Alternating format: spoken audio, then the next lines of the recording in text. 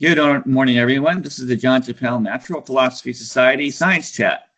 Today is October 20th, 2018. I am your host, Franklin Hu. And we invite you to help support our mission. You can find our website at naturalphilosophy.org, where you can become a member of our society. And, you'll get notifications of these conferences and other things that we're doing. We have a forum that you can join, forums.naturalphilosophy.org. And we also invite you to participate in social media. We have a Facebook page, and so give us a like.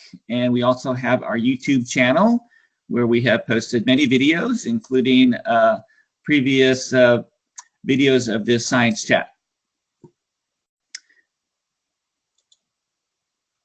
And if you would like to help out, please visit our Basecamp naturalphilosophy.org website, and you can get involved in helping us promote the CNPS. Now, one of our main things that we do is that we do hold a yearly conference, and this year, this conference will be at the University of Washington in Seattle, June 26th through 29th. And our keynote speaker will be Dr. Gerald Pollack, and he'll be talking about the fourth state of water. All right, so our speaker is Paul Schroeder, and we're still waiting for him to arrive, but hopefully he's got the link now, and I'm still waiting for him. But hopefully we will see him there. Okay, so in the meantime, we were talking about this email thread. So I see, Carl, you're here. So you seem to have this comment that you think that Newtonian mechanics has no place in electromagnetism. Did you want to make a comment on that? You'll have to unmute yourself.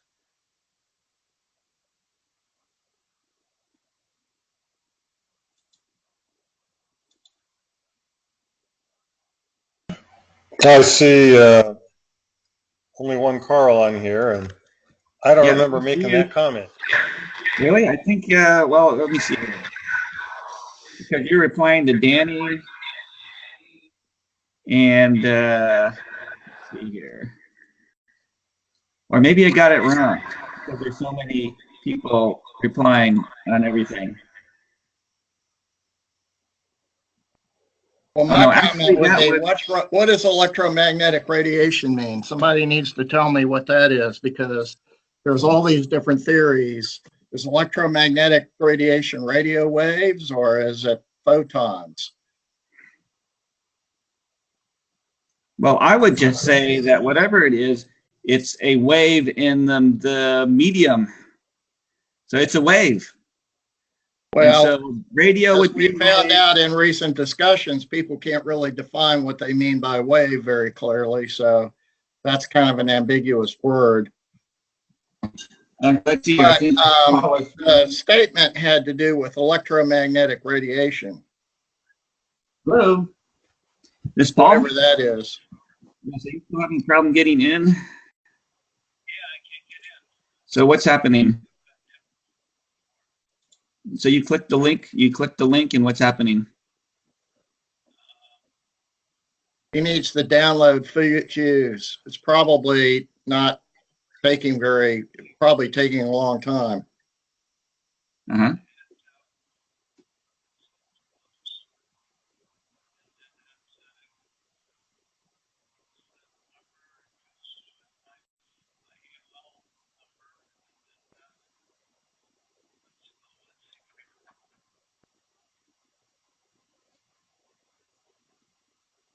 When you click the link, it should bring up, did you download the Fuse application?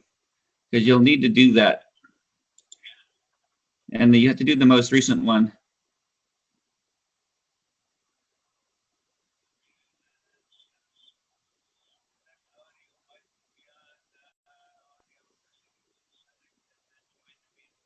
Yeah, so what happens if you,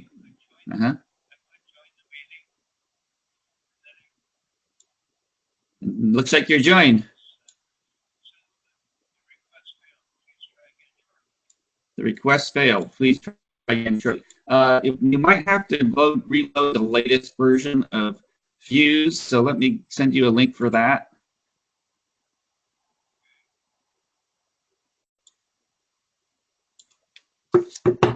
Let me send you the full invite here.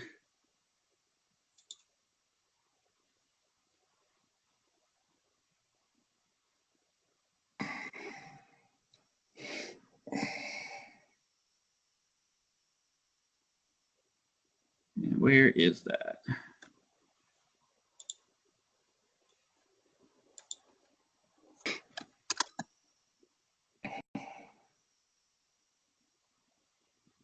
So that would be at fuse.com/download. Because I suspect it's not working just because you may not have the latest version of Fuse. They keep on changing it. They recently completely changed it.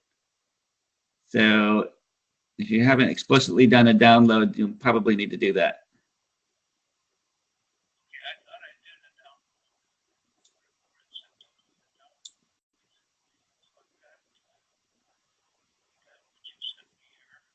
Yeah, so in there's a link, www.fuse.com/download. So you need to exit out of Fuse, and then run the install. Right. Just to make sure. Sometimes it doesn't even start up right, or who knows.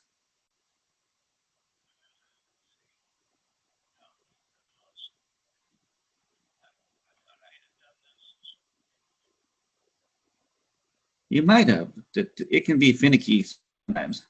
I'm like it got most of the way right up until you actually connected. And briefly, I saw you had connected to the system. So I'd seen that little flag come up saying that you had joined. And then it went away. So yeah, something went wrong with the connection.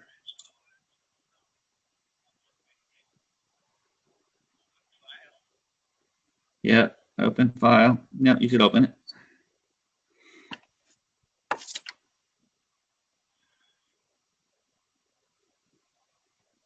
Yes, we're all anxiously waiting on the conference here for you to join.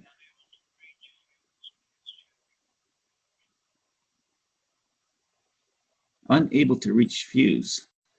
Is that what during the installation you're seeing that?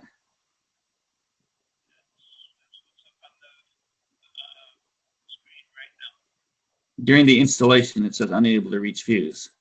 Can you go onto your browser and then just type in fuse.com and see if it comes up?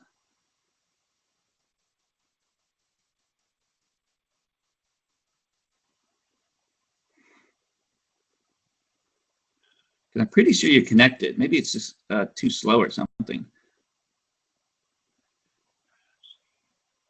In which case, we might have to have you just join by phone.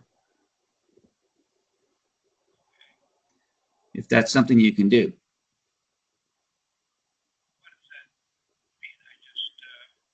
There's a phone number.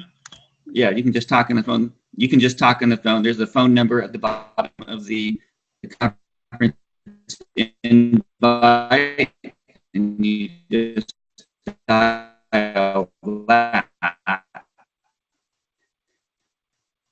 and put in the conference number, and then we can connect you by phone. And I can bring up if you have any documents for you.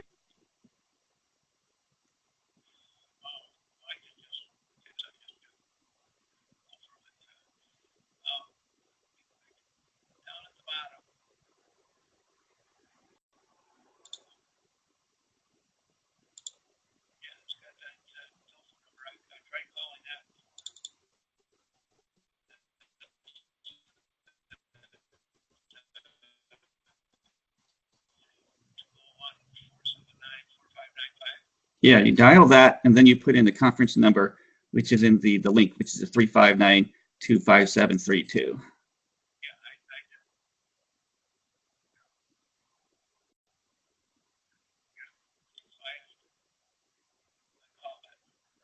Yeah, so you want to do that? You'll have to obviously hang up on me. So.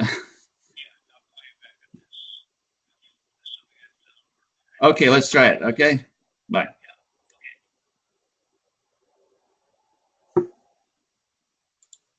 Okay, so Paul's going to try and just call in. So hopefully that'll work. Everybody's got different problems with their computers. It's sometimes doesn't work.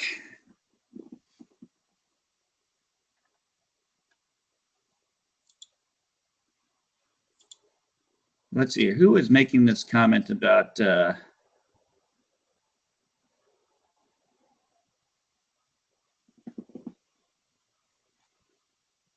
Newtonian mechanics? Now, me personally, I disagree with that statement. I think that you can derive Newtonian mechanics. I mean, you can derive electromagnetism from Newtonian mechanics. Okay, looks like Paul has joined us on the phone. Yeah. Yes, I hear you. So. There you are. Okay. Yeah. Welcome, Paul. Thank you. We got you kind on of frustrating when I can't get into straight up, but anyway, I think it's an emailing problem through AOL or something. All right. Well, glad to have you here. And like I said, if you want to like show any of your papers, you know, I sent everyone the link to the CNPS wiki, which had a very large link to a lot of your papers, and you wrote a book and things like that. So I can bring those up if you want. If you have like an illustration you want people to see, but so I'll let you take it away. So why don't you tell us about your theory? Okay, thanks. I have kind of ignored dealing with my project for a number of years here. The overall of my whole system was printed in the 2016 proceedings of the CNPS meetings. There's 3 papers that make up that. More recently, I had a conversation that stimulated me a little bit to think about it again with Bruce Nappy. And based on that, a little bit, I kind of wrote up some of what was early part of the system, a little bit serves a bit of it as an introduction, shall we say. Anyway, I'm going to kind of read it, I guess, given the situation we are in. Anyway, the paper is, and I can email the paper to people later if they, or somewhere later. The name of the paper is Altering the Natures of Gravity and Light Refines the Universe. Okay, that means I'm going to make changes in how we think about gravity and somewhat about light. Starting to read, I have a number of universities is otherwise, that's a topic I work under, papers that focus on giving gravity a physical nature and expanding its effects upon everything in our universe. The summary of my peap gravity recognizes a pushing force applied by the flow of electronic EM radiation, such as light. Now, in that statement, I used the term peap, which was an original concept, particle applying external pressure, PAEP, that I've kind of gone away from because it implies a particle, and it's not particle that does the pushing of gravity later on. So that's kind of a historical reference. Since radiation is affected by gravity, it's just as mass, then radiation might ultimately be made of particles that we could call these PAEPs. But anyway, that's something to kind of forget about. Getting into the paper, the first thing I talk about is pushing gravity. Pushing gravity can penetrate masses and affect matter from any and all directions. The reason that statement's important is that gravity, as we think of it on Earth, is pulled down or pressured downward toward the center of Earth, like it's linear. While pushing gravity is not linear, it's from all directions. Considering all directions, there is a net pressure that may result in motion, like a downward motion as one example. Gravity can push from multiple directions with various forces. In other words, there's more than just pulling straight down. It is the entire nature of infinite space. Infinite is an important concept that I would think about presenting in a future session. The difference between infinite and finite space makes a big difference, because finite space, you got edges to everything. In infinite, you do not. A lot of things go away in infinite space, a lot of physical concepts. Anyway, onward. Gravity is a form of electromagnetic radiation, and thus gravity has always been everywhere. Radiation penetrates masses, which is an important part of this down the road, and increases in frequency when exiting stars as light. In other words, something comes into stars or the Earth and goes through and comes out somewhat changed, in this case, exiting stars as light. The frequency then diminishes as the beams travel through space. This is also not really standard thinking. We're misled if we rely on the foundation of all of our prior knowledge. Gravity has been treated as a metaphysical force generated by masses internally. In reality, the source of gravity is the push pressure of radiation. The effect of gravity, quote, pulling us down, has been labeled as an attraction. The alternate view of the universe and of gravity based on space, in other words, thinking how this, if you're out in the middle of empty space and thinking about this gravity, it's still functioning on all masses, so it must be throughout space somehow. Anyways, next little section is an introduction. Our earthbound view has gravity pulling material things straight down. Oh, this kind of repeating.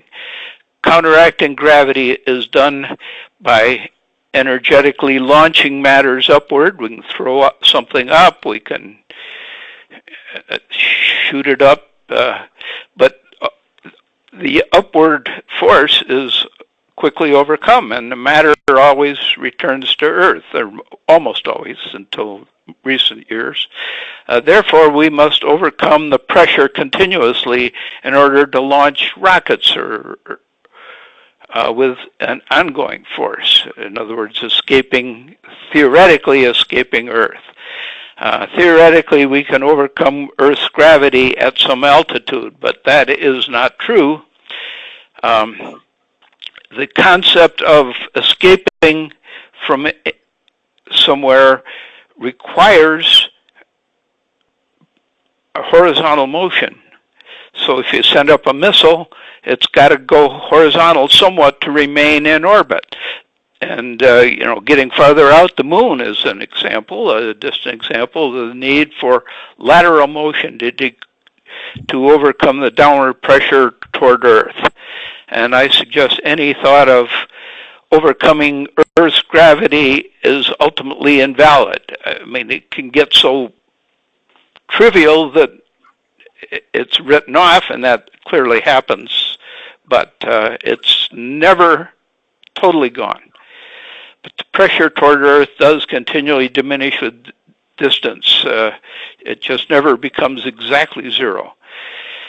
Another method of departing Earth without extending force is by going at the speed of light. So we're going to talk about light.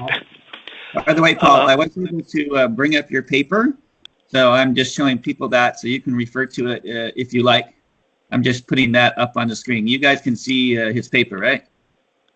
Okay, there's a lot of modifications since I sent you that. All right, well, that's why we have you here live, so you can update it. Yeah, can I don't know if can I send it to you? Well, yeah, I guess I go through it first and then send you a copy at the end, or what do I do here? You can send one to me now if you have an updated one since you last sent me this, but that wasn't too long ago. Okay, so I have to. All right, let me. Are you sure this isn't the most recent paper? I'm sorry? Are you sure this isn't the most recent paper? Because you did send me one, and it's basically saying exactly what you're saying here. Yeah, but there's a fair amount of minor additions and so forth. So what it's more current. Okay. Yeah, just send it to me. You can continue on with your presentation. Okay, let me. Oops. Just a second here. I have to get one of your emails that I'm responding to up here.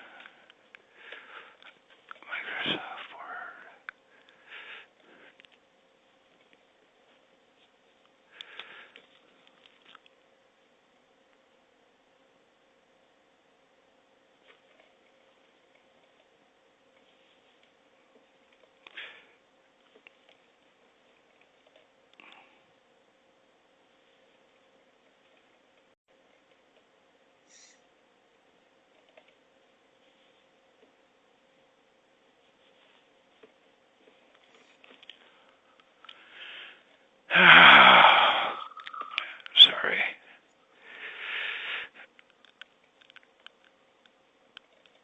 So far, what you seem to be saying seems to go right along with what we normally. Yeah. All right.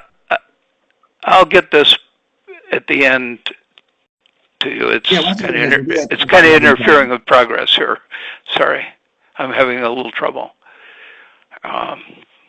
Any case, I've moved on to the concept of light. We're going to analyze light. It's another function that has strong foundations from historical work. Einstein, for example, gave light a component of matter, the photon, to explain that life impacts material things, and it does. He also accepted light speed as being fixed across space. That's a whole lot of relativity function. That fixed concept is the difference between what I talk about and relativity. Using those as a base, reality has required adjustments.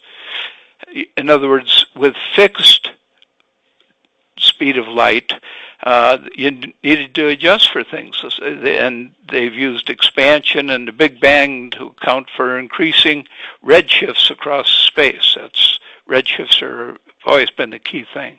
Historically, we have been led astray by Einstein, denying space any nature and calling it empty space, and by Newton, who also assumed empty space. His space caused no friction in order to have his three laws. This paper proposes two changes, removing the assignment of a fixed speed to light and expanding the role of that gravity plays for motions in space. Perspectives are key to our personal knowledge and relevant to overall science definitions and concepts.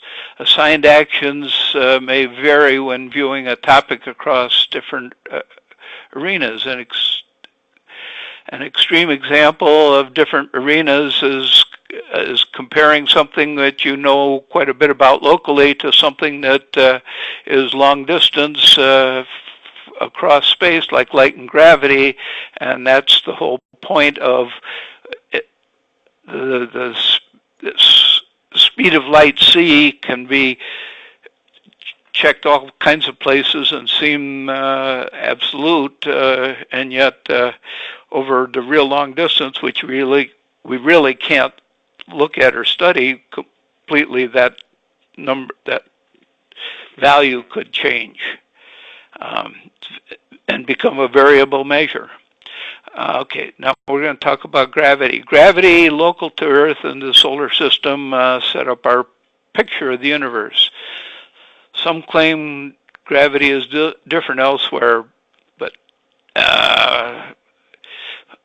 modifying this function really has no basis. In other words, I think gravity is everywhere and standard. That's my absolute. Instead of the C, I say gravity is an overall function everywhere.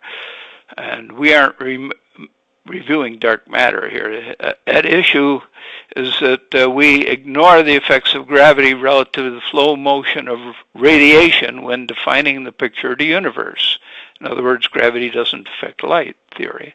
Matter is subject to gravity, but radiation beams were always void of matter, which is kind of a poor distinction, because reality is anything that can move is subject to gravity. That's a bold statement by me, but light radiation therefore must be subject to gravity. It is supported by the fact that light and other radiations have been found to cause impact upon arrival. They impact the eyes when defining vision, and they impact the Earth. They warm it up. These are all beams of light that are, just not plain just massless things, and even though that's how they've been categorized. Locally, scientists have recognized and used the idea that gravity affects light. Einstein proposed gravity perpendicular to light as a cause of bending light beams, and that's tested in 100 years ago back in Africa, and it's been verified pretty much. So when discussing the speed of light, lateral gravity effects are ignored. Those are perpendicular effects that Einstein came up with, but nobody ever said, let's talk about gravity being affected in its onward flow motion, its speed. Therefore, actually, over sufficient time, the summation of gravity's lateral effects must affect the speed of light. The effects are nearly infinitesimally small impacts, but they occur an infinite number of times. So you're measuring infinitely small versus infinitely frequent. So it's hard to eliminate either factor due to the smallness. Some amount gravity must affect light velocity over time, whatever that small effect is. Cosmology theorists have not addressed this to revise the picture of the universe. Okay, now I'm going to talk about source and destination. A complete picture is that gravitation from a source body gradually diminishes the velocity of light in summation over a long period of time. Furthermore, gravitation of a descending body gradually comes into play as the beam gets closer to it, and like anything else, coming toward a mass, you're going to get accelerated and increase the velocity of incoming light over a long period of time. So you got a slowing by the source and an increasing by the destination. The net result will be light traveling at nearly the same speed as originally when it gets to the destination, but not quite. For experimental support of this whole concept of pulling of actually the destination pulling on the light, think of the Pound-Repka experiment, in which they went up in a spaceship and aimed down light at Earth, and they had a frequency up in space and a higher frequency when it was tested on Earth, and therefore it showed a blue shift coming down. In other words, the frequency increased, and therefore what I'm saying is it increases over the second half of its trip to Earth. The test beam functions as a beam would during the second half of light traveling from a distant star. Given a beam travels from one sun to another, or to Earth, the slowing at halfway by the gravity force is dependent on the distance over how long a time. In other words, something twice as far away as another star is going to slow up slightly more because it's acting over a longer period of time. The specific amount of slowing depends on the length of the trip, and it could only be first determined, and the ability to actually determine this is, I don't know how we'd ever examine it, but it's pretty untenable. The source retention process pressure is partly offset by the net pull pressure of the destination star and the arrival. Now, mathematically, what's happening here is that the original and subsequent speeds do matter. That is, a slowing of the original speed will exceed the acceleration of the speed of that lesser speed for reaching the second half. Think about percentages.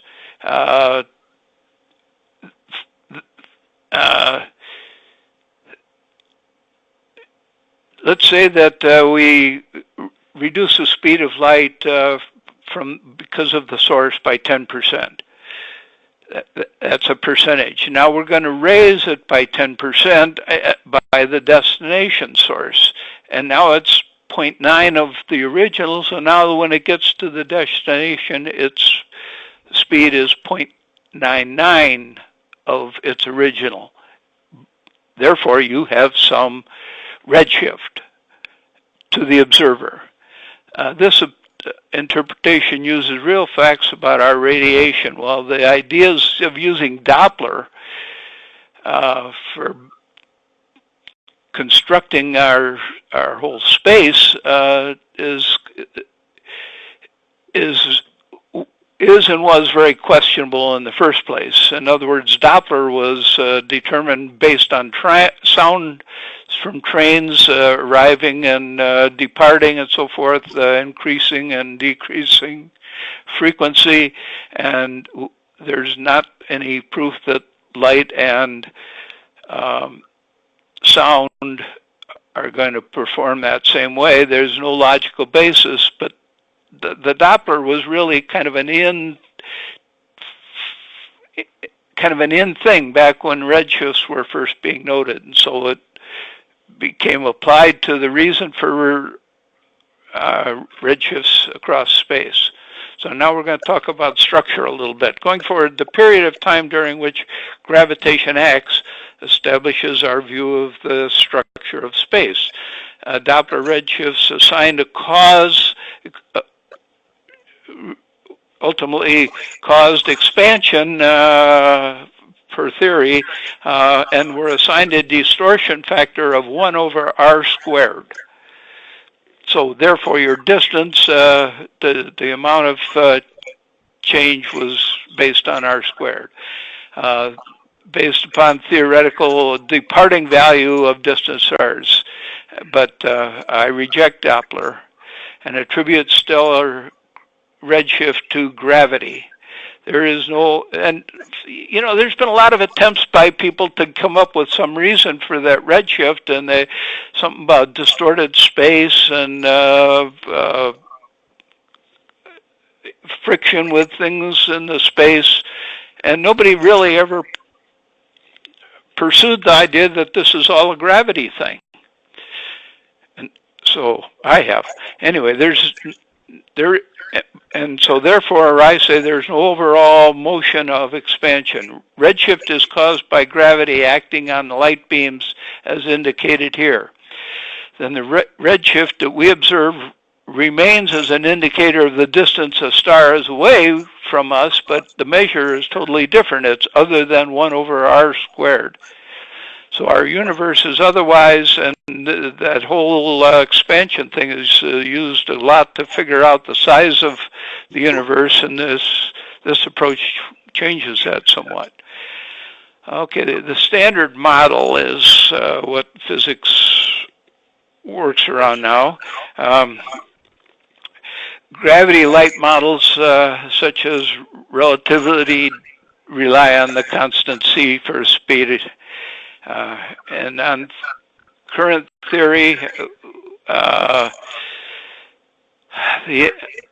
Einstein's analysis in his papers has 2 postulates. One is the same laws of electrodynamics and optics will be valid for all frames of reference for which the equations of mechanics hold good. Okay, and 2, light is always propagated in empty space with a definite velocity c, which is independent of the state of the motion of emitting bodies. Okay, so whether we believe that or not with the motion of emitting bodies is not necessarily part of the discussion here. The light, as we're talking more about gravity and friction and so forth, it says light is propagated in empty space with definite velocity c, but it doesn't say anything really about what happens after the light departs. So we can say that yes, all appearances, it's propagated with a velocity c, but that may not continue. The problem for both Newton and relativity is that space is not empty. It detracts from all systems relying on fixed constant concepts. The postulate's written okay, but are laterally, especially good in our lateral equilibrium. Now, equilibrium on Earth is pretty complete, and when we don't have equilibrium parallel to the surface, we have winds that compensate for it. So there is lateral equilibrium on Earth, and therefore if you test light going one way versus the other, like the Michelson-Morley test, you're going to come out with the results they had, because we do have lateral equilibrium, but we don't have it. As soon as you add any angle upward, it's no longer equilibrium because you've got gravity participating. Anyway, there's again about its propagated speed doesn't suggest the velocity will continue at the speed c. So many theories rely on that continuation. If we fall back on the word empty, suggesting an eternally equilibrium space, then I don't agree. Gravity will affect any ongoing velocity. Regarding, say, independent state of motion of the emitting body, that works in the equilibrium. But if you accelerate up and if you accelerate anything light up into a net downward pushing gravity, the light velocity you send will differ from c, just like the test that gave blue shift of light coming down. Gravity is its own type of friction. This issue stands for, even for readers that don't accept my pushing gravity. Now, I just added some discussion of black holes because it's got to do with the development of gravity and the universe and space. So this is one of the add-ons that I talked about before. We will compare two factors that could theoretically influence the flow of light: distance and size of the source. The third possible influence of motion away is the Doppler, which I've refuted and said, let's talk about the flow of light as it's affected by distance and size. Distance and size have been avoided in any regarded this when there's a fixed speed of light. So regarding size, so no effect applies to speed c until we use the concept of a black hole. On a black hole, light doesn't escape. There's various concepts of why not. It's made to just revolve around the source, remains with the source. But that says that mass affects the outward flow of C. And that's a conflict with everything in systems today. There should be and then if light is only held right at the black hole, what about a situation where it might get away a little further because the mass is a little less, or get halfway there, or get slowed way down when it gets somewhere before it gets returned to the source? There's no flow here. There's just an absolute black hole and nothing in between. Now, the mass factor has kind of been overridden here by black holes. So what about the distance factor? Why hasn't the idea of light slowing in such a way that the further away the source, the less velocity the light has upon arrival? The frequency of the waves diminishes into redshift and then microwave frequencies. If you accept anything about the idea that the amount of distance varies the amount of wavelength. Soon the beam is, you get slower than microwave, which you got a whole microwave belt surrounding Earth or something like that. That's just, in my view, that's slowed light from all kinds of other places, which we ultimately don't see. Soon the beam is undetectable to observers. It's longer even than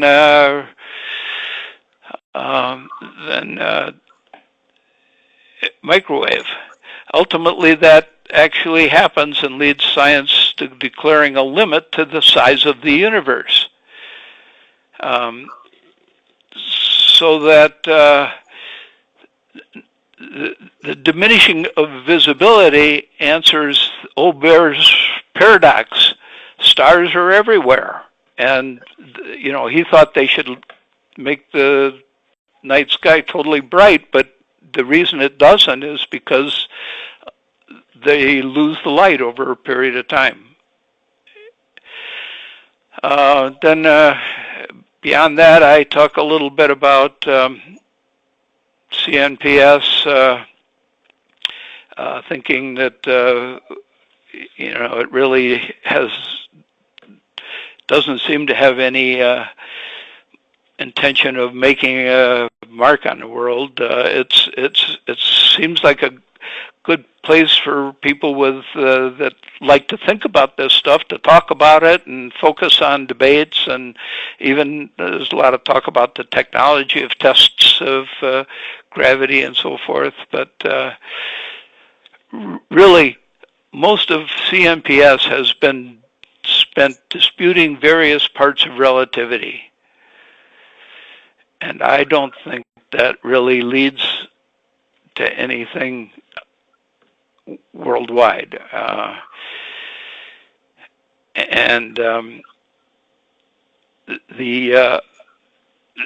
Another organization that's got some similar concepts to CNPS is FQXI, which similarly has a lot of papers and participants and activity thinking about all these things, but there's less debate and more read papers and contests and so forth.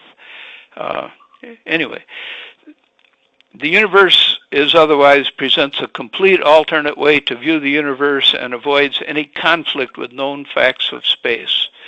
If CNPS were to make an impact, it might be by coordinating and promoting one particular view of the universe, such as an overall view. I mean, covers a lot of everything. That's the beginning of which is presented here. The organization might gain some stature in that case. Who knows? Anyway, that's beyond this. My universe is otherwise system. This is just the lead-in from dozens of years ago, and since then more concepts have come, and as I said in the 2016 proceedings of the conference, the papers were somewhat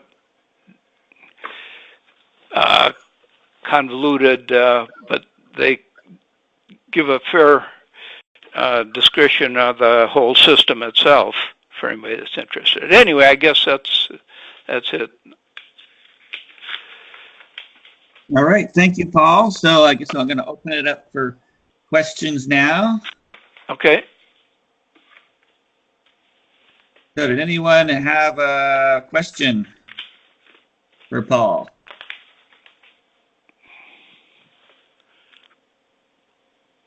If not, so it seems like, Paul, the things which are significantly different with your theory is this idea that the speed of light is variable and that the force of gravity is being carried by that. So what's the importance of the variable speed of light? I mean, what does that lead to testable predictions, or what's important about that? Okay, the variable speed of light, first of all, explains why on Earth we tend to see redshifts from stars. As the more distant, the more redshift in some matter or other. This is a second way of accounting for that, and it's a valid explanation of the redshifts. Now, and it correlates with the. I'm sorry. Well, I mean, is that a valid? Because intuitively, I don't see how light speeding up or down would change its inherent frequency. So if you start out with something that looks, say blue or something, and eventually it becomes. I mean, that's just a widening of the frequency. This frequency. So intuitively, like if I have a car that's speeding up and slowing down, I don't think that would stretch the car, which is what redshift is. So can you explain what? Because it's just, I'm just telling you, it's not obvious to me that light speeding up or down would cause a redshift. Okay. Well, I did reference the Pound-Repke experiment, and that did not, it didn't create redshift, it created blue shift. Coming down, light coming down created blue shift. What caused that? What causes that? What can cause that? Somehow light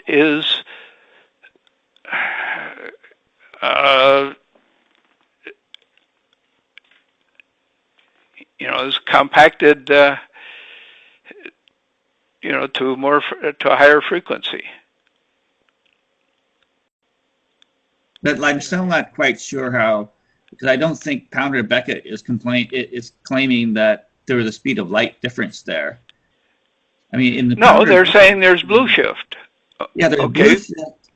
But I believe, in my recollection of the experiment, it's because they're actually, they've got like this speaker kind of arrangement, and it's plunging up and down, and it's blue shifting because the source of light is actually accelerating away from the receiving source. So it's although we'd have to go look at the Pounder-Beckett experiment, because I'm just talking off the top of my head, but sure, I don't think that they mentioned that was due to a change in the speed of light. Well, I understand, because they aren't nothing in under the standard model is allowed to really discuss the change in the speed of light. There are different descriptions. My system, of course, is able to apply that to change in the speed of light. Paul, are you saying then that the speed of light changes from the surface of the Earth to as you go up, or and vice versa? Is that what you're saying? I'm sorry, say that again, please. All right. It sounds like what you're saying is that if I measure the speed of light on the surface of the Earth, that velocity would be different than if I measured the speed of light higher up in the air.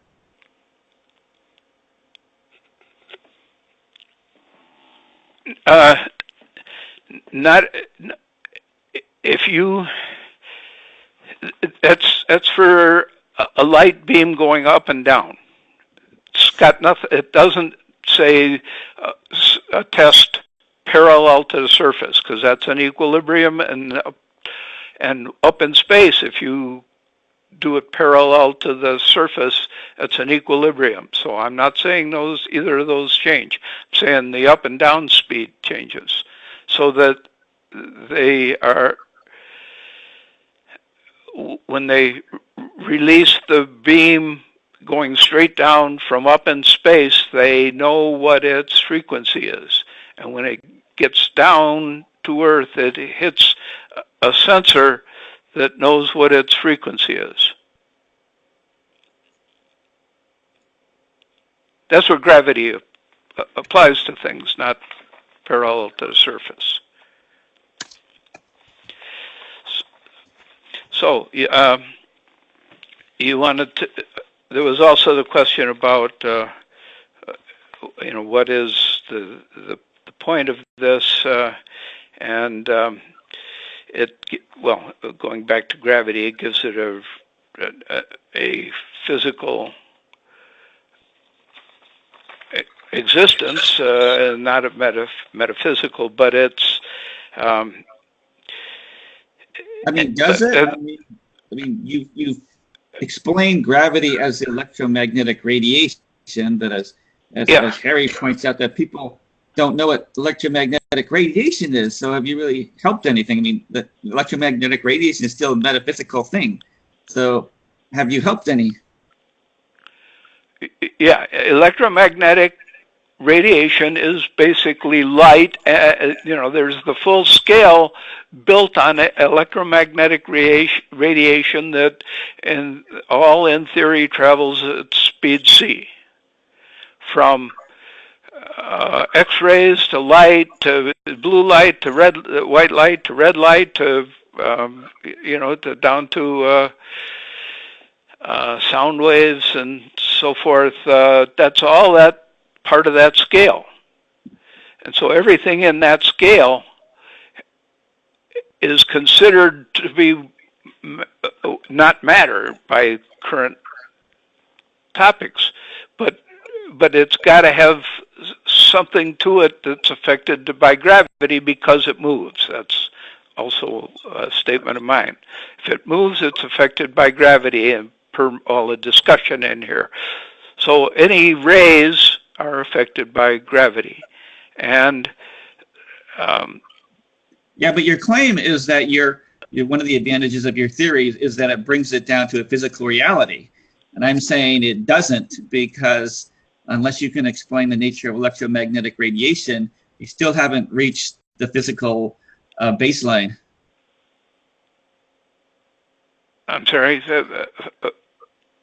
Physical, electromagnetic radiation is a flow.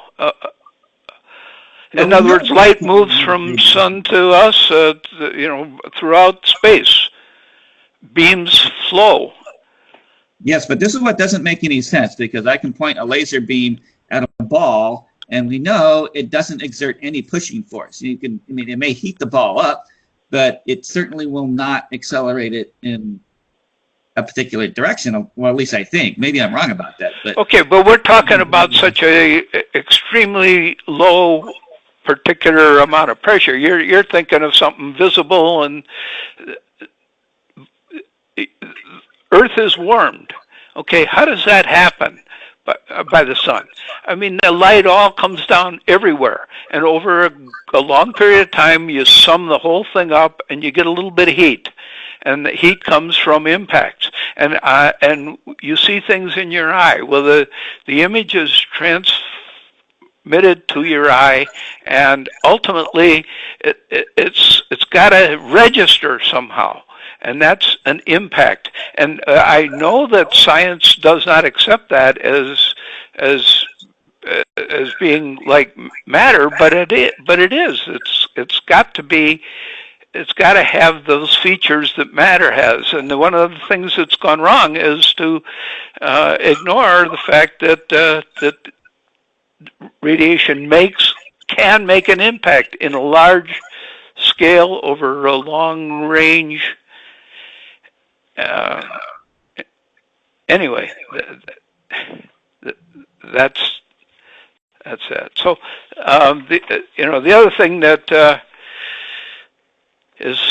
I think is sort of new here is the concept that given what I say, that light is affected by gravity, it's affected over a long period of time by the source and ultimately by the destination, and in all cases there is some minor redshift because the amount that they're slowed by the source is not quite fully offset by the pull of the destination, and that gives redshift, and it gives it a whole different way of measuring. Well, I'm still wondering what's holding my butt onto my seat, really, with quite a bit of force. So it just seems hard to believe that there's these beams of gravity doing that. How do you respond to like that? Well, a lot of this is in the whole system itself, but how does gravity, how does it push? I mean... how does it exert as much force as we observe here on the Earth? I mean, just from an intuitive standpoint, it's a lot of force. If you ever tried to lift somebody over your head, you would know, you would not ever say that gravity is a weak force. So yes. How does it manifest that much? Okay, all right. Well, this gets one step into things. The point of radiation is that the length of the waves makes some difference as to how it impacts. Okay, so something like X-rays or blue light or even light is going to come down and kind of splash. It hits as a hand would, and it warms up the surface or does something to the surface, but doesn't go very far I would downward. Kind of agree with that. But gravity itself, there's very long wave beams throughout all of the EM radiation. There's long wave beams that come like an arrow and penetrate, and they go down into and ultimately can penetrate a whole mass. So radiation is everywhere, in space and within matter. Now, concerning your explanation for how things heat up, I mean, if we can look at the case of the microwave oven, and definitely we can measure the waves. And the way we think that works is that the microwaves come out, which causes the molecules in the water to vibrate in sympathy with the microwave, which is very fast. And therefore, that is what's causing the heat. It's like you're trying to explain electromagnetic radiation as if it were a one-way, like a one-way push, but all waves come in a push-pull. And the way that the microwave is working, and I think the same way how the sun is working, is that it's causing a push-pull on the particles that they're striking, and that's what causes the heating. That's in contrast to what you might be suggesting, which that it's actually a push only kind of thing, that there's an asymmetry in the force that only leads to pushing. But I can only see that any force exerted by an electromagnetic wave would be a balanced push-pull force, because it's a wave pushing and pulling things. So I don't know that I would be convinced that that could cause a one-way kind of force. Okay, so I got started on that for you. As I said, beams penetrate matter, and that's one thing they can do. The very long wave beams of electromagnetic radiation, as they penetrate matter, they get changed over, and you get something like light coming out of the sun, because it's what came in as long wave radiation got converted within the sun. It gained a lot of wavelengths, increased its frequency, and came out as light or heat. Now, the reason that there is all this pressure at a surface is that you have undiminished downcoming beams from all space, from every direction. And you have that offsetting upcoming beams that have penetrated through the matter, the body in this case of Earth. And when the two hit together, there's a big difference in pressures. In other words, the sky is full of all this pressure offsetting itself everywhere, except when the opposite side of the pressure has penetrated through matter, and you get a big offset, a big difference in pressure coming down from the pressure coming up. And therefore, the amount of diminishing that takes place on the penetrating matter depends on the size of the matter. Earth is one size, the sun is bigger, so on the surface of the sun you get a much bigger gravity than you get on the sun. And in fact, in recent years, they have found that all of the expectations of the heat in the sun being much hotter the deeper you get, they're finding it's at the surface that is the surface, 10,000 degrees or whatever it is, and it's less the farther you go down in the sun. And that is because the net effect, and the net effect is an important concept here, because gravity bumping up against itself does nothing unless one of the beams is been changed and essentially eliminated as the original type, and you've got a huge difference in the pressure, the downward pressure in this case, on the sun or on the Earth, because of the amount of offset or of the upcoming beam. It's a key part. It takes a lot of thinking, but it's for real. But once again, my problem with that is that if these are EM waves, all of the uninterrupted EM waves are still not exerting any actual net force on anything on the Earth, and neither are the EM waves coming from underneath us are still not exerting any net force on us. So that there's a big difference between these EM forces still would not generate any net force. Do you understand what I'm trying to say there? Well, I'm sorry. I thought I just explained net force. A net force is assume one straight line coming straight down and another line coming straight up through the earth. And the one coming down is much stronger than the one coming up from the earth. Yeah, but I'm saying that the force that's being exerted by your up and down forces is zero. Therefore, the net force would be zero. No. You That's got a big number that's say 100 coming down, and you got 10 coming up, and they hit. You got 90. That's the pressure that you have. That's a real pressure. No. That's a net pressure. That's the net pressure on matter. The only thing that you could claim is a net change in electromagnetic force coming from two different directions. But so first you'd have to actually prove that there is an electromagnetic, like if you could shield it or something, maybe that would be convincing.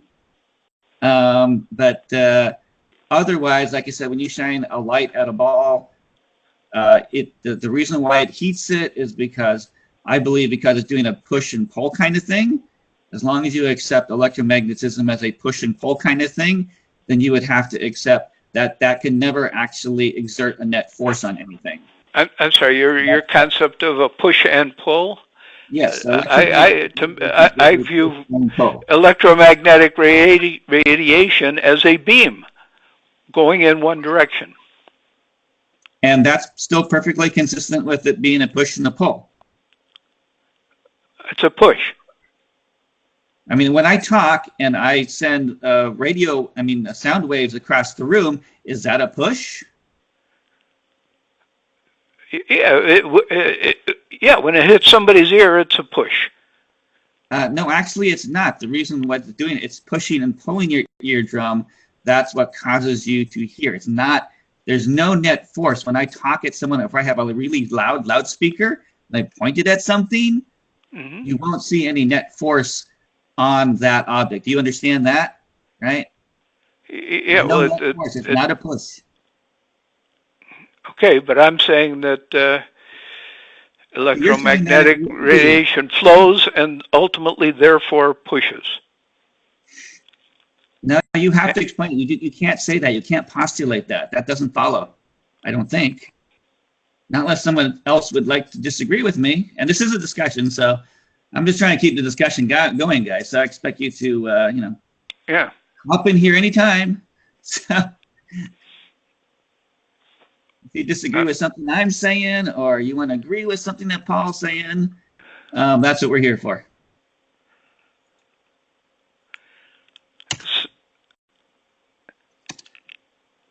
But do you understand my argument here that if what you were saying is true, then if I put a gigantic speaker in front of a ball, it should be able to push it away. But I think the observation is that all a ball does is just vibrates. Microphone's not working, right?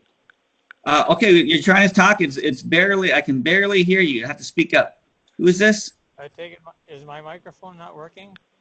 It is, but it's very quiet. If you can get closer to it, that would be better. Cornelius? Is this any better? It's okay. Go ahead. I'm just not sure whether or not we're using my phone. I'm outdoors and that, so I'm not sure how well it's going to hear. But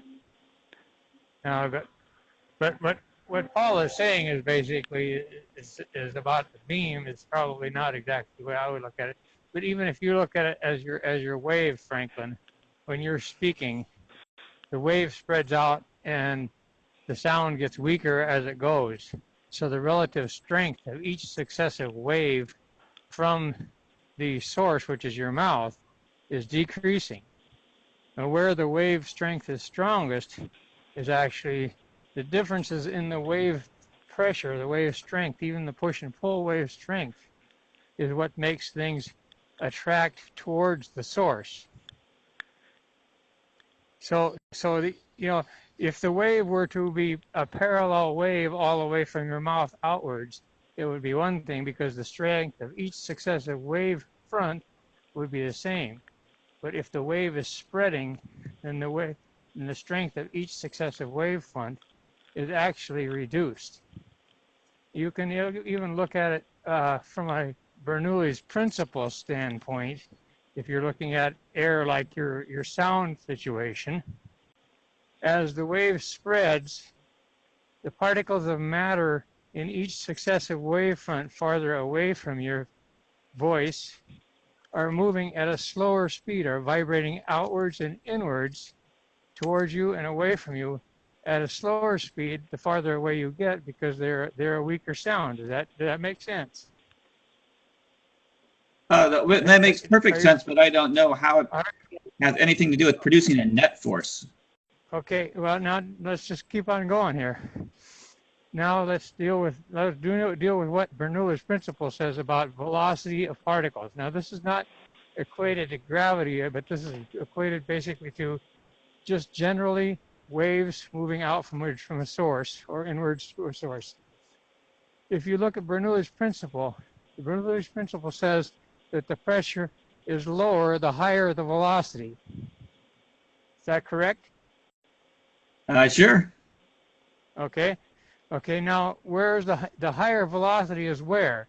We just discussed, and it doesn't say which direction the velocity is. It's because the pressure is measured perpendicular to the velocity of the moving media. Is that correct?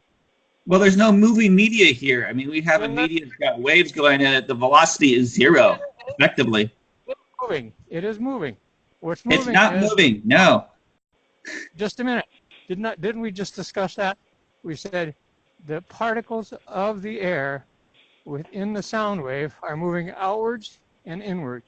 Is that not motion? Yes, it's a very small motion over a very small distance. All right, very small motion, but it's motion with velocity, and it's motion with the relative velocity being higher towards the sound source than it is when you get farther away, because the sound wave... No, that would be completely wrong. I mean, the velocity and the motion is identical. Wait. Why is that? No matter how far away you are. If I'm playing my violin and I'm playing an A string, we're not talking about the tone. Just a minute. Wait a minute. We just said the particles of sound of air closer to your mouth are moving outwards and inwards faster than the particles of sound 10 feet away from you, because the sound wave itself, the intensity of that sound, each individual sound wave is weaker. It's weaker and it's moving slower. Each in and out, each particle, not the entire wave, but each particle that the wave consists of is moving slower out and in, because it has to move a shorter distance, because it's not as compressed. Okay, so the particles away from you are moving slower because the sound is weaker. If the particles are moving slower, now we have to take Bernoulli's principle into account. Okay, are you following this so far, that the particles definitely are? Well, I can follow that, because what we're talking about here is amplitude. So we're talking about the actual shift back and forward. So if it's louder, you might have a shift of like 5 inches, but in order for it to be quieter, it might decrease a distance of 3, but it still has to do that in the same time in order to maintain frequency. Perfect. So therefore, that when it's shifting only 3 inches, then it might actually be going a little bit slower physically, the back and forth. Perfect. What you said is just exactly right. It might only move 3 inches farther away from you, and it might move 5 inches right next to you. Guess what? That's happening in the same amount of time, 3 inches versus 5 inches. That means the velocity farther away is lower. The average velocity is lower, 100%. Can't argue with that, can you? No, that's fine. All right, good. We're there. We're on page. All right, if the velocity is lower, okay, the pressure is higher. The perpendicular pressure to that wave is higher. Forget about the wave momentarily. If you take an air velocity and you measure the pressure perpendicular to the motion of that air, if the air is sped up, the velocity decreases. I mean, if the air is sped up, the pressure decreases. Bernoulli's principle, correct? That would only be applicable to large moving streams of medium. Okay. I'm not sure it has applicability to these oscillating systems. Right. Okay. I told you at the very beginning, we're talking about generally moving waves and relative pressure. We're not talking specifically about gravity yet because we've got a long ways to go to get to where Duncan is at. Okay. But we're talking sound waves. You brought up sound waves. You brought up sound waves from your voice, and I'm just expounding on that and how that can demonstrate that the pressure farther away from you is greater than the pressure next to you, because the velocity of the particles moving back and forth away from you and towards you is higher near you than it is 10 feet away from you. I mean, what kind of pressure are you talking about? You're certainly not referring to air pressure. What's that? What kind of pressure are you referring to? I'm referring to air pressure. Because definitely the air pressure, I mean, if I have a gigantic speaker and I measure the air pressure, and then I measure the air pressure like 100 feet away, I would say that the net pressure should be exactly the same. That's not going to be a higher pressure next to the speaker or a lower pressure next to the speaker. It's going to be the same pressure 1 foot away versus 100 feet away versus 1,000 feet away versus 1,000,000 feet away. It's going to be the same. And you would be wrong. No, I think I would be right. That would be there's the thing with the oscillating system is that whatever force that you can postulate is negated by the oscillation. You're wrong, Franklin.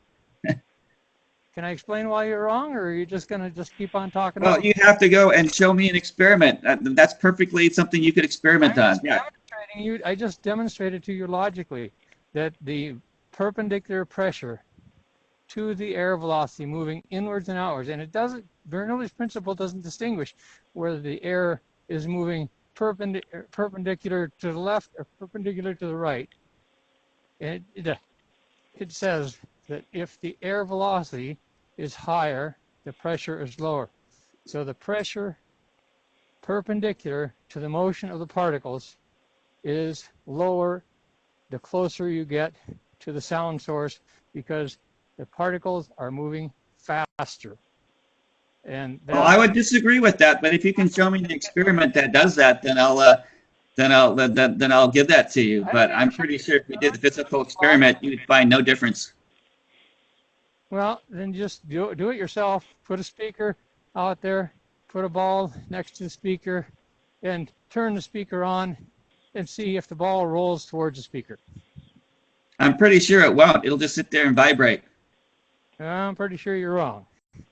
No, I mean, I'm pretty sure I'm right. If you take a fairly frictionless surface and you put a ball out there and you turn the speaker on, a bass speaker on, and you vibrate it, you will get the net characteristic of the ball moving towards the speaker.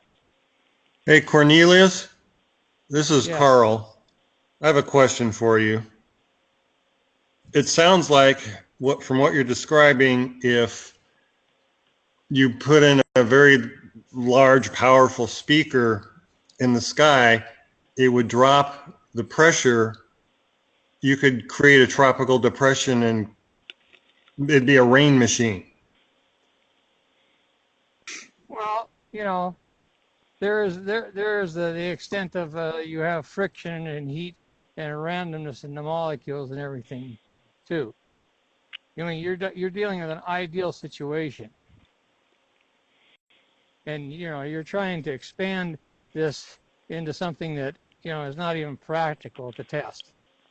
Oh, I agree. It's not practical, not doable, but it sounds like theoretically, based on what you're describing, that could happen. Well, I don't really want to go into the phenomenal possibilities here.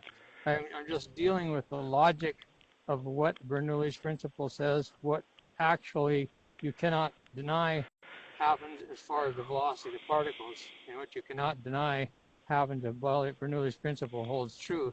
Well, I think this is a massive overextension of Bernoulli's principle, really, actually an abuse. Aunt Franklin, there is absolutely no flaw in the logic.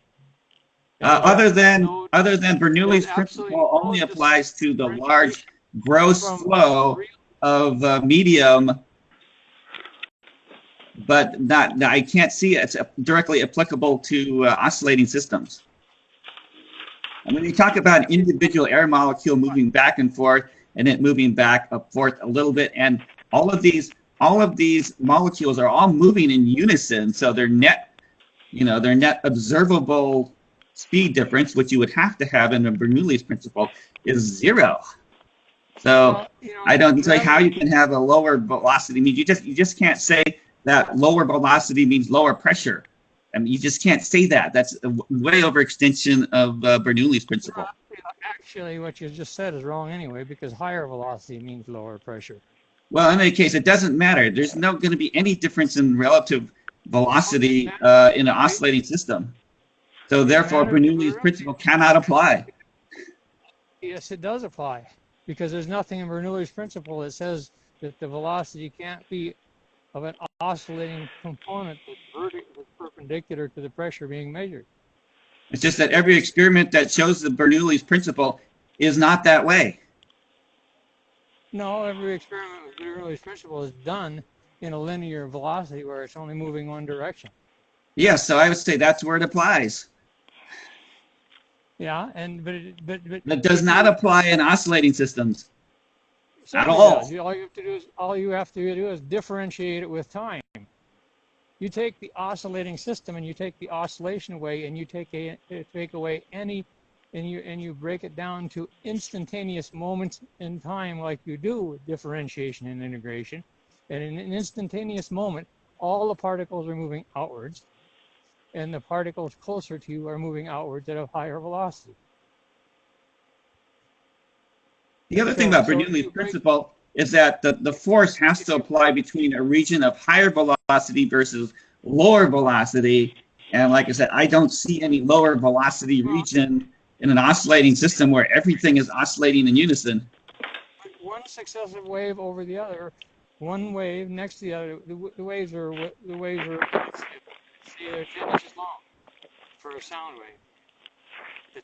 The one that's 10 inches closer to you, those elements are moving faster than the elements that are 10 inches farther away from you. And if you extrapolate that down to a 1/10 of an inch, a 1/16 of an inch, a 1/millionth of an inch, if you extrapolate that down to an infinity, the particles that are farther out are moving slower because they are in a part of a wave that is in fact spread out more over a larger area. So therefore there's less intense. Less intense means it's moving slower. So, yeah, but moving slower does not necessarily mean you're going to get a pressure differential. If you're going to get a pressure differential, you have to show where that pressure differential is and what direction the force would be. Bernoulli's principle creates a directed vector force. So you can point to it with your finger. So it's like, but you're just saying that the pressure is going to be lower or higher or whatever. And that's not even a net force. The pressure is lower towards the center, and you have to basically take every instant in time, measure the pressure instantaneously, and integrate that with every subsequent instant in time until you reach an entire wave cycle's time worth of time, and you'll see that over any singular wave cycle, the pressure of the air towards the source is lower than the pressure away from the source. It requires mathematical integration over time of Bernoulli's principle. Hey, Cornelius, this is Carl again. Yes. Like I said before, I understand what you're saying. I get the logic. But could you then have pressure detectors, sensors, okay? One very close to a sound source, another one further away, and another one further away still. Are you saying they would register different pressures? If they were sensitive enough, I believe so. Excuse me, I couldn't hear that. You're very quiet. Could you say that again, please? if they were well, I know I'm on my cell phone, so that may be part of the difficulty. If they were sensitive enough, I believe so. Now you do, like I said, you do have to deal with the fact that the air molecules are in fact massive, and they do in fact absorb part of the sound wave and translate in that sound wave into random heat motion as it goes too. That's why sound absorbs, a lot of it's lost because we have a mechanical and already developed atomic structure that we're dealing with, which in itself, those atomic structures absorb some of that energy as they're going by and turn it into randomness. In the case of gravity and that, you're talking about a more idealistic media where particulate characteristics don't exist, and so you don't have anything to absorb the wave as it goes by and lose its energy. So it would be more difficult in a particulate media such as air, or you could possibly even do it in in water. And your best options are to get something that is a source of vibrating sound that is of a perfectly spherical nature as far as its radiation goes, rather than just a simple speaker cone which radiates only in a particular plane, or more focused in a direction. You want something that's pulsating spherically too, to get the ideal characteristic of the spreading wave, because your wave should be spreading out in a spherical pattern to get the 1/r² characteristic that gravity has. And that's basically geometry, is 1/r². It's nothing more than that. But if you don't have a perfectly spherical wave front going outwards, then that geometry is disrupted too. That's why doing these things in a physical experiment becomes more difficult, because you have to take in these little nuances. But I believe that, if a person were to set up a speaker and do such things under ideal conditions as you can set up with sensitive pressure meters, that you could measure that differential in pressure over time. As long as you're measuring the pressure over a long enough period of time that several cycles of sound were average. I mean, that's a perfectly fine physical experiment to propose. So that's how we do science. You make that prediction, and it's going to end up being the same pressure, or it's going to be different. Although even if it is decreased pressure, I still don't see how that exerts any kind of net force on anything. I mean, if you have a speaker and you can measure the PSI higher next to the speaker, and you put something out and it's lower, and you have an object in the middle, the object in the middle is still going to be an area of equilibrium, and there's going to be really no net force on that thing, I don't think, even due to that difference in pressure. It's like, I mean, you might get a wind, maybe. Well, gee, if you get a wind, don't you think that object that's in the wind is going to follow the wind? Well, but there'd be no way that there would be no place for the wind to go. So therefore, once again, we'd be in an equilibrium condition. That's kind of the problem with the scenario here, is there's no place for the wind to go, because basically where the wind goes is it transforms into heat. And so that's the problem with dealing with a molecule versus ideal space, which the force is not just does come towards the center of the object, but then the force is dispelled in exactly that, in the form of heat and radiation. So you have longitudinal waves that become focused, which are like sound waves. And when they become focused towards a point, they become matter and mass. And once you have matter and mass, it converts to transverse waves, which is light, which then emits away from the source. So you now have a circular pattern where you have gravity concentrating to become mass, and then mass vibrating and radiating electromagnetic lateral transverse waves outwards to dismiss the extra mass they've acquired. So now you have a circular path, unlike when you're trying to have a wind towards the center and no way to get out. You have a way to get out because your way to get out of an atom and release the extra energy that gravity has compressed towards it is to generate light. And guess what? The sun does just that. Takes gravity and converts it to light and heat. Well, I'm still trying to find an analogy. So if I'm in a swimming pool, and definitely the pressure on the bottom of the pool is much higher than the pressure that's on the top of the pool, and I'm not sure that any particle of water in there is going to be induced to go either up or down because of that pressure gradient. Well, I think you just took gravity and used gravity to compress the water. So you're basically taking an entirely different scenario than we were discussing with sound. Well, I mean, that's true, but that's just one way of doing that. I mean, you could also achieve the same thing through acceleration, but otherwise it's kind of difficult to get a smooth pressure gradient. But the pressure gradient there exists. So therefore, the physical thing that you're trying to say, which is an actual results in an actual net force on an object in that pressure gradient, should occur. So, I mean, regardless of where it comes from, it's irrelevant. You're miles away from understanding it yet because you still have objects even, and as to understanding how it works, I just somewhat let the cat out of the bag when I said gravity focuses towards the point to become mass and to become matter, and then matter radiates out as electromagnetics. You don't have any objects. You have patterns of energy. There's no object that's separate from this media. The media is distorted to become and have the characteristics of the object. And so you're miles away when you're saying something in a pool or something in the air, because that something in the air is actually made out of the same exact thing that the gravity is made out of.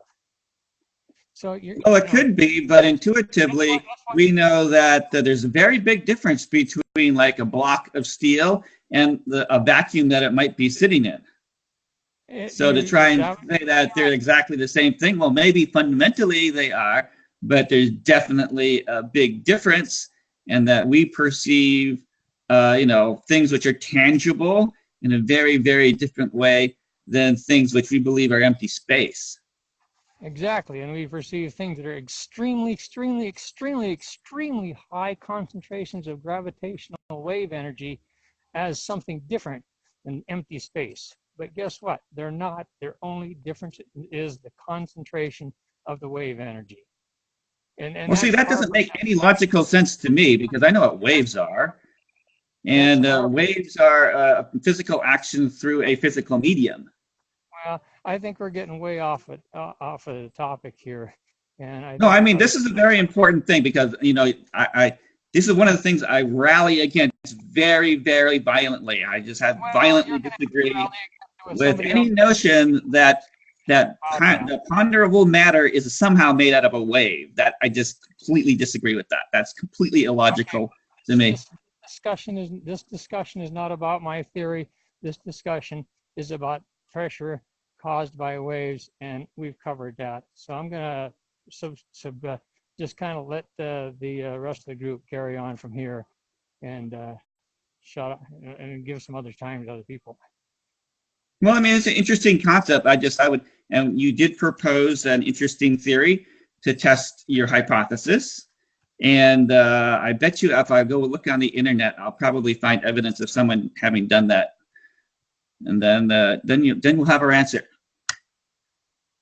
Well, you could go and ahead if it and do turned, that. and if I just work through the logical steps. I'm not, bothering to do the mechanical experiment. well, suppose someone did do the experiment and they found no discernible difference in pressure, then what would you say?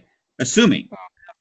Have to probably look at the conditions under which they did the experiment, and and after doing so, you were perfectly convinced that they did the experiment correctly, just theoretically.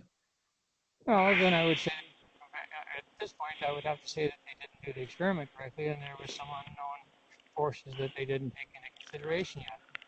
Well, that's one way to do it. Or if you were a scientist, you could say, I was wrong. Sorry. I would say at this point, it's not worth speculating on something that hasn't been done yet, frankly. I'm just saying, this is the philosophy of science thing. Every time If you have a theory, wrong when we don't even know if it's right or wrong yet. I mean, if you have a theory and you make a prediction and they do the experiment and it doesn't turn out the way you expect, but yet you continue to assert that you're right, then are you doing science? Do the experiment first and let me know what you think, okay? I just told you all the logical reasons and all the logical thinking about why it should happen, what it should happen. You cannot find a single. Yes, and you broke a lot. You broke a lot of logical connections by trying to apply Bernoulli so generically. Well, you have to. People don't necessarily even understand what the cause of Bernoulli's is, and I didn't disconnect. I didn't apply Bernoulli generically. I applied Bernoulli's under specific, very short time intervals, which is perfectly allowed, which is perfectly good physics and science. And then you just integrate that logically over time, and it works. There is now logically you can't apply Bernoulli to that situation. There's nothing in any of that logic that goes against reality. There's no broken logic there. You can just say you can't apply Bernoulli's principle that way, but I would have to say you are wrong, because you can, and there's no logical reason you can't. Well, that's a perfectly reasonable difference of opinion. Okay, and that's fine. That's what we're here to chat about. I mean, this is not a forum where everyone is supposed to just agree with each other. That's just wouldn't be very interesting. Let's open it up to others, because I don't think this discussion is just between you and me. So I'm going to just hang up right now. I'm going to be doing a walk for freedom here pretty quick. So I may be listening in, but I won't be able to talk. As a matter of fact, under this walk for freedom, we're supposed to have tape over our mouths, so we can't talk. So I'll certainly not be talking. All right. Well, I appreciate your contributions. That just gets us thinking. So, but getting back to this theory that gravity is an electromagnetic force. So you said that you had gone away from your idea of a PEAP, which is a pushing particle. See, now to me, that seems like kind of a mistake, because if you did have your little pushing particles, then that would give physicality to your theory, right? That if you could show that there's this actual particle that is actually knocking against something that's causing this actual force, then that would be a physical thing, versus just saying that it's the electromagnetic force, which I think is still a metaphors, that if you can't explain what that is, then you really not made any progress in explaining what gravity is. Could you just push it down another level? But what do you think of that? Are you going to stay with your peeps so that you have some physicality to your theory, or are you going to continue to abandon it? Well, I don't personally abandon it. It fully makes sense to me, whether that's good or bad. The idea of using a particle, which is, as I said, once upon a time was the start, is that it's a valid problem that a particle there's no particle we know of that penetrates through Earth, and you don't get a balance of. You got to have particles flying all through space in every direction in order to do this with particles, and we do have so the end result then is to say that a beam of any electrical EM force, such as light, is made up of particles that are way below the size of nuclear particles. Okay, so therefore you can think of this with particles if they're a whole nother range smaller than anything else. Then, because you're getting into the Bernoulli discussion, and that's just about some specific event with light or not light but sound. You've got to think of straight lines of something flowing that ultimately has impact, and then you've got to put it into a situation where it comes from any point in the universe is hit by a flow from every single direction.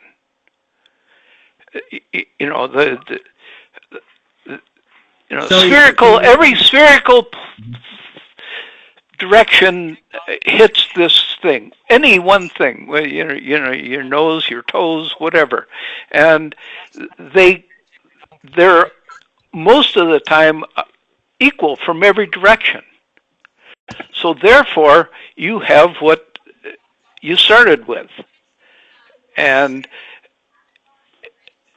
it's when you modify one of the lines of flow out of all of the sphere. One line of flow gets modified, and the way you modify it is to run it through some other matter, usually a planet or a star or something like that.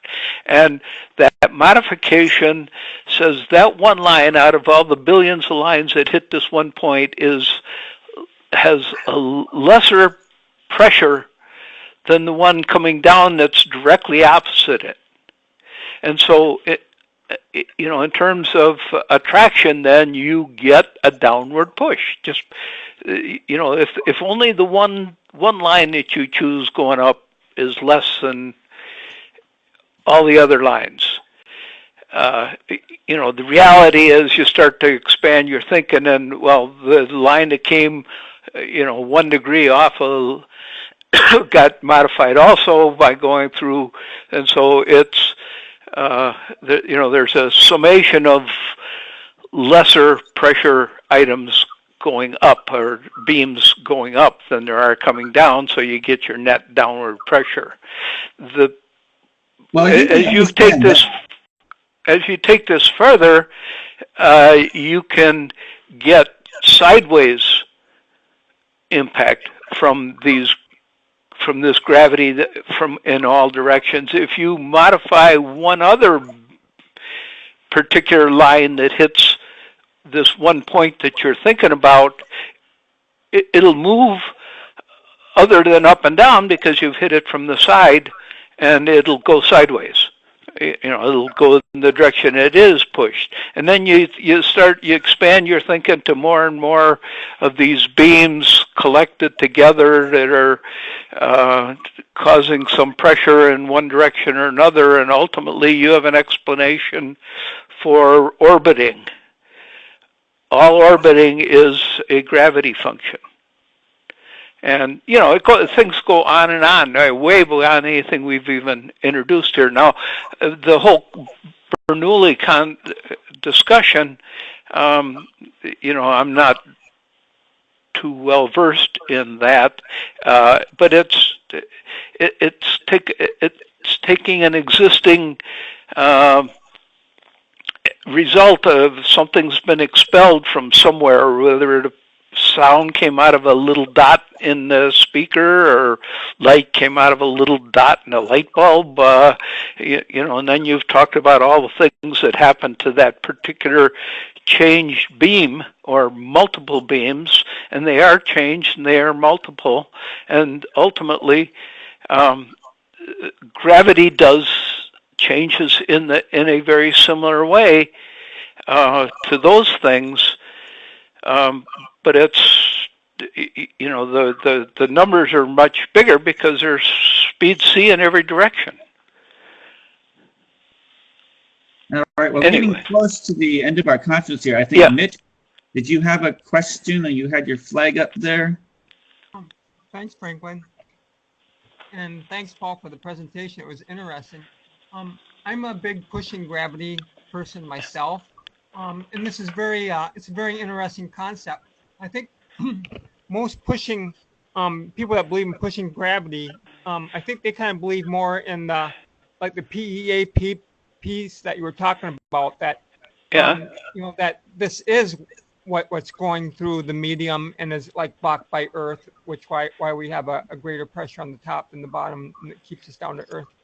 I've never really considered that maybe it's not streaming particles, but maybe it is like light waves or radio, or the waves doing it like you do. But I'll need to give that consideration. But I guess I have a quick question: is okay, your theory is that waves are causing this. Do you believe that the waves are caused by the back and forth movement of like the really small ether particles or really small particles, or what do the electromagnetic waves consist of? I'm sorry, you asked about what was caused? Okay, you believe that the waves, electromagnetic waves, are causing the pressure difference, but I'm not sure. Maybe I might have missed it. But what do you believe causes the electromagnetic waves? Do you believe that it's caused by the back and forth movement of very minute particles like ether particles, or what causes the waves? Okay, the waves are caused by being hit by something that is horizontal to their flow. And specifically, one of the examples is the rotation of Earth or rotation of any matter body, stars and so forth. As a beam comes, in theory, straight up, whatever straight is a very complicated concept within all of science, and as it's going straight up, and it exactly breaks the surface, say, of the spatial body. That surface is going to have some minor impact upon the beam, and it's going to push it sideways ever so slightly. And it's going to do that to every beam, and so you got an altitude or a frequency of back and forth within this beam and the adjacent beam next to it, and pretty soon you're merging these two beams together, and you're getting a concept that's showing the beam the wave going back and forth. It takes horizontal influence. But what causes that beam in the first place, though? The beam is everywhere. Any dot you pick out is being hit by a beam from every direction. But what causes the beam? What does the beam consist? What caused that beam to go back and forth? That vibrating motion of the beam. What caused it in the first place? There's a billion beams, and you got one going back and forth that gets it from the side. Usually that's postulated that every bit of matter is emulating whatever these things are. So I don't know that it's necessarily an answer, or there needs to be an answer to that. Okay, so there's just beams going all over the place, and they never really they don't die out. They're always going. Is that? Yes, they do. They do not die out. There's always the same amount. That's what our space is made of.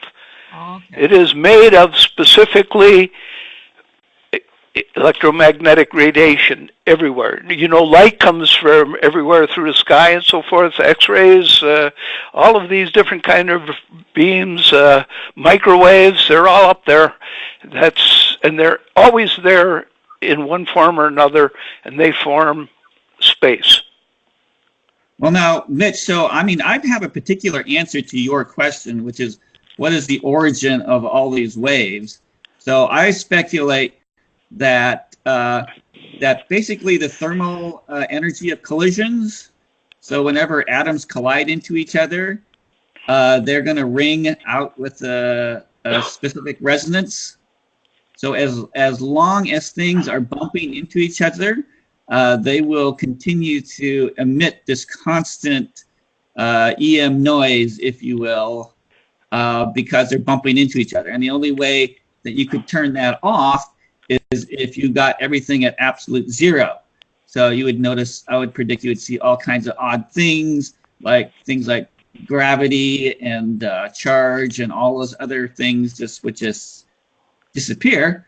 But to try and directly answer your question from my standpoint, the source is just all the random collisions, which we normally call thermal energy. Okay, I can buy that. That gives a little bit of physicality to it, which is nice. But yeah, that's a good explanation. Thanks.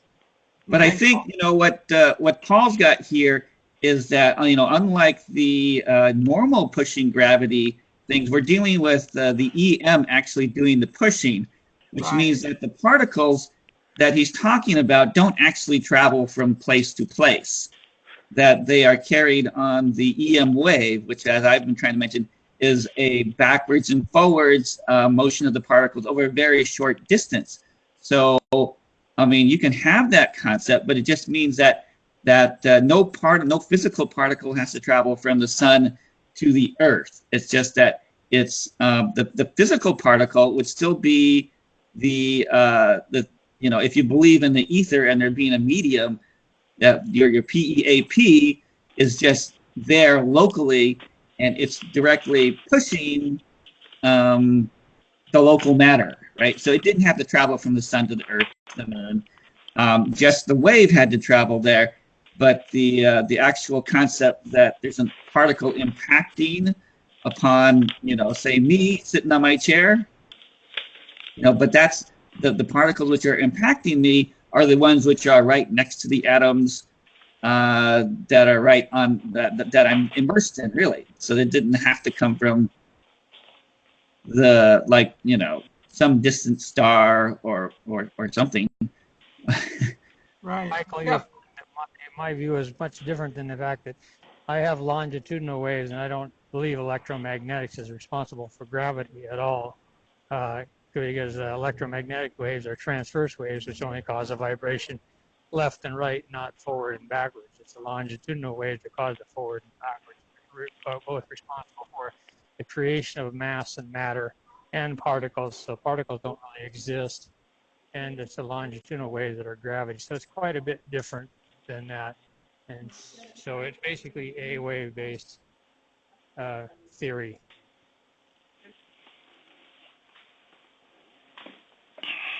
Okay, it looks like we're getting towards the end of our science chat here. Unless anyone else has any final comments, I guess we'll sum up here what we were talking about today.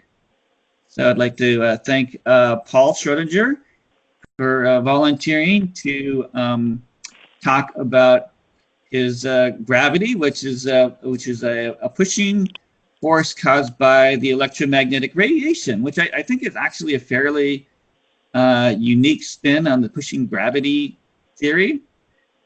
And so it seems that some of those major points here is that the speed of light varies, and this helps to explain the redshift, and that we discussed whether this provides a actual physical explanation for gravity.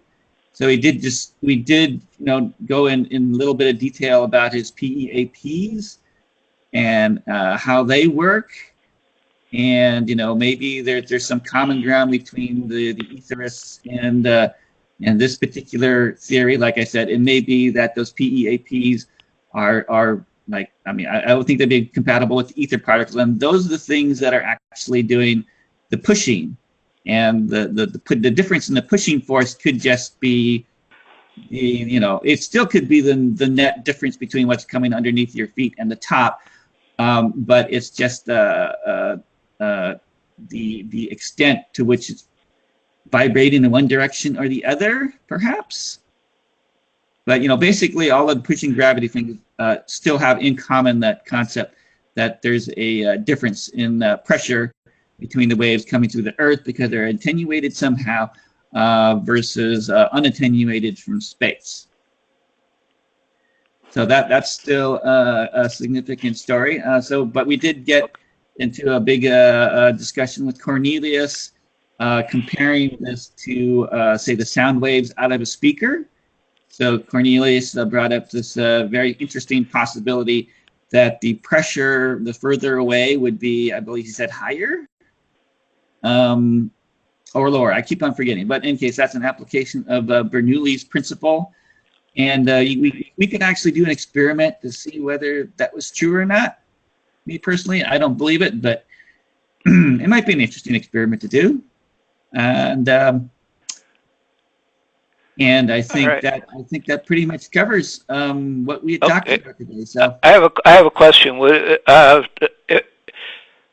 If I were to go forward, I would go into that my other papers and start into the system with a discussion about infinity and reality of things based on infinity. Is that something that anybody would want to hear here, or should I just leave it as a paper? That sounds interesting. Paul, we're always interested, and I'm always looking for people to talk. In fact, my biggest problem with the science chat is that I bet it is. So, would you like that next week? Yeah, that would be great, Paul, if you could come back and talk about that. Yeah, it'd be infinity. This paper's called Infinity and Reality. Infinity and Reality. Okay, if you could send that to me before the meeting, I will do that. I will do that. All right. Well, then that will be our topic for next week. Yeah, and maybe we can figure out how to get me on the system. Yeah, you're going to have to just play around with your system, reload Fuse, and see whether you can just get on. It sounds like there's some kind of communication problems between you and Fuse, the Fuse website. I don't know why that would be. It's just one of those bad luck things. Okay. I'll I might need some back and forth with you to try and get so I can get online. I can get online on this at any time. Is that right? Even if nobody else is there? Yeah, it should. It will just say they're waiting for the meeting to start. Although you can call me and I'll start it for you if you want to experiment around. Okay. Good. Okay, yeah, I got your phone number here, don't I? Because that's how I got on this. Okay. Franklin, this is Paul. Yes, Paul, you have a closing comment?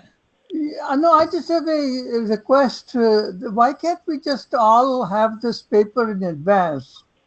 Because I get more out of these presentations when I have already read the paper. Well, Paul, if you can send me a link to your paper, then I will send that out in the announcement. Because I can only send out email announcements, not actual attachments.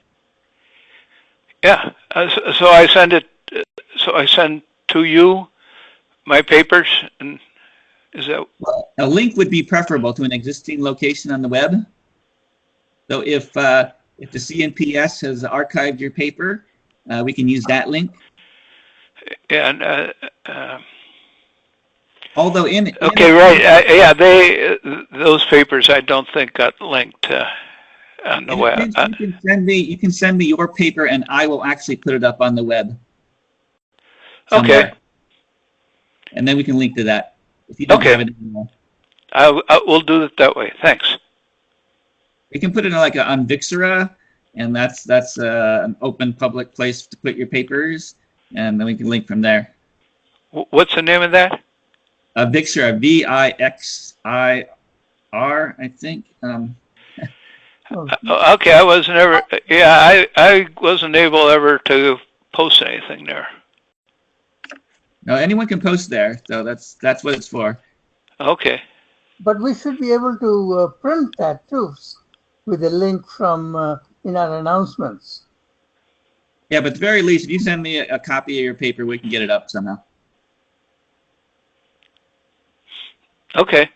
But if you can find some place that's already there, then let me know. Otherwise, I can put it up, or you can try to put it up.